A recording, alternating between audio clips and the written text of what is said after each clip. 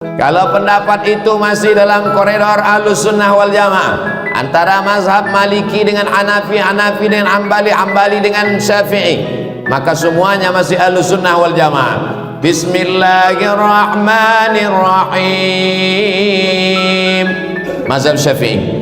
Sedangkan mazhab Hanafi dengan Hambali, bismillah nyesir. Alhamdulillahi Rabbil Alamin.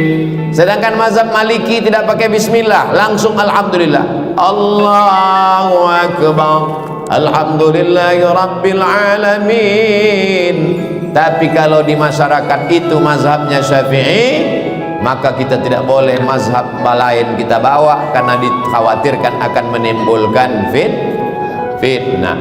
Imam Masjidil Arab namanya Syekh Abdul Rahman Sudais, mazhabnya Hambali. Kalau dia imam di Masjidil Haram, bismillah nyesir. Alhamdulillahi Rabbil Alamin Ar-Rahmanir Rahim.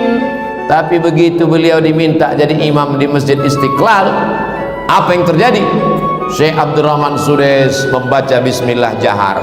Bismillahirrahmanirrahim. Heran semua orang, kenapa Syekh Abdul Rahman Sudais mazhabnya Hambali, di Istiqlal dia baca jahar? Karena dia tahu bahwa orang di Asia Tenggara mayoritasnya bermazhab Syafi'i. Kenapa tadi Ustaz Somad tidak mau jadi imam? Tak bisa rupanya Ustaz Abdul Somad jadi imam? Bisa. Bismillahirrahmanirrahim. Bisa. Kenapa Ustaz tidak mau maju ke depan? Saya tak tahu masjid ini bismillah nyesir atau jahat. Saya takut kehadiran saya merusak ukhuwah di antara. Maka saya serahkan. Ustaz maju ke depan. Maju imam. Subuh tadi Ustaz jadi imam, ya. Di rumah saya, di pondok saya jadi imam. Subuh tadi saya kalau jadi imam subuh pakai kunut. Allahumma adina fi man hadait wa afina fi man afait, mazhab Syafi'i. Tapi kalau kita pergi ke India, Pakistan, Bangladesh, Turki, mazhabnya Hanafi. Mazhab Hanafi tidak pakai kunut. Kenapa di Masjidil Haram, Masjid Nabawi tak ada kunut? Karena sejak revolusi King Abdul Aziz 1924, Saudi Arabia memakai mazhab Hambali.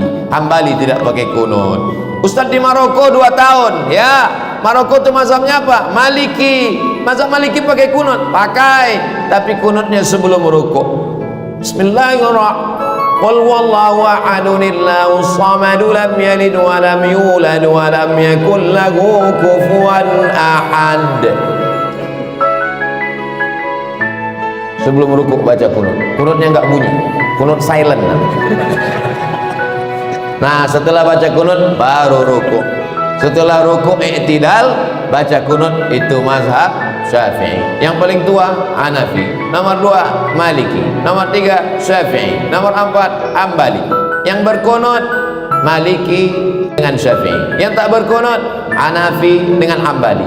Yang berkunut Maliki dengan Syafi'i. Antara Maliki dan Syafi'i pun ikhtilaf. Syafi'i setelah rukuk, Maliki sebelum rukuk. Tidak usah dipermasalahkan. Yang penting sholat. Tapi kalau ikhtilafnya di luar Ahlus Sunnah wal Jamaah, maka jangan diikuti. Kalau jadi penceramah, jangan angkat-angkat, bangkit-bangkit khilafiyah.